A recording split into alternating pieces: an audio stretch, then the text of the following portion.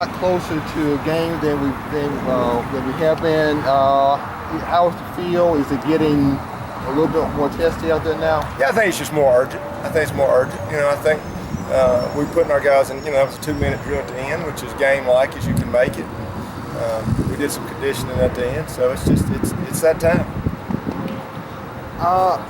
You've talked before about how there are battles throughout in terms of playing time or such. Does it really matter who starts, and do you hope to have a platoon system of some sort?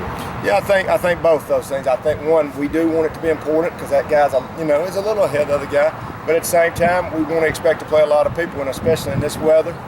You better be ready to play a lot of guys on that turf. So I think, we want that guy to be proud to be the first guy. Yet at the same time, we want that number 2 and maybe even 3 ready to go. Okay. Talk a little bit about where, say, offense and defense are. I mean, obviously the offense was pretty solid last year. The defense had lapses last year. And as you said, this is a different year than last year. But where are the two units now? I think defensively we're fundamentally better. I still don't think we understand urgency and what it takes play in, play out for 80 snaps, but we're probably not the only one in America like that. Defense is hard to play nowadays. I mean, it really is. I mean, we've talked so many times about getting lined up and getting the call, and got to be in a stance. And if you're not in a stance, and people trying to score 70 points on you now, I mean, it's really tough. But there's no excuse. I mean, we just got to get it done. So that's what we're telling these guys. There is no excuses.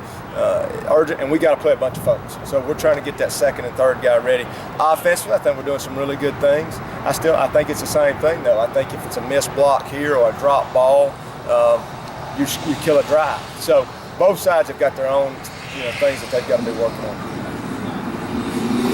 You mentioned lining up there. There were times the last couple of years where they had some trouble lining up. Yeah. Even deep in the season sometimes. When you're putting in a new defense, how much work goes into something like that? Which sounds simple to a lot of people, but it's really not. Well, it's just real simple. I'm not giving any secrets away. If you have to go line up in one front and one coverage, they got you where they want you offensively. So defensively, you want to be able to give different looks, but they're going at a breakneck pace. Can you get your play in? That's going to be the key, probably for us and anybody else in America.